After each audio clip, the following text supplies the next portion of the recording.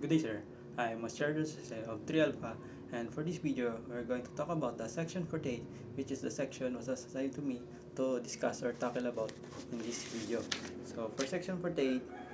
fact-finding investigation, sinasabi lang dito na based on reasonable cause reported by a reliable informant or on his or her own findings, the SO concerned or the CPPO himself or herself shall conduct or require the SO to immediately conduct the fact-finding investigation on any alleged or reported violation of probation condition or conditions to determine the veracity and truthfulness of the allegation. So, for that section, sinasabi lang nandyan na kapag ang isang SO or CPPO is nakatanggap ng report from the reliable informant or kaya sila mismo is naaktuhan nila ang isang probationer na may nilabag na probation condition is dapat mag-conduct sila or yung SO ng fact-finding investigation to identify the veracity and truthfulness ng allegation. So, one example here is, kunyari,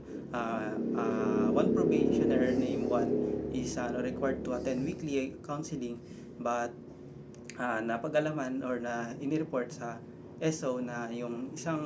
probationer na yun is hindi niya nagampanan yung pag-attend niya within that session or counseling is dapat mag-conduct sila ng investigation to determine kung totoo nga ba siya na hindi nakakapag-attend. And other example is, kunyari, isa sa probationary condition niya is bawal siya uminom, but isa sa kapitbahay niya is naaktuhan siya nakikitang uminom, then nireport niya sa probation, sa supervising officer, then dapat is mag-conduct sila ng fact-finding to determine kung totoo nga ba yung allegation. Wherein, alam naman po natin na kapag na-violate ang isang probation condition is maaaring mag-lead yun into the modification or kaya naman revocation ng kanyang probation.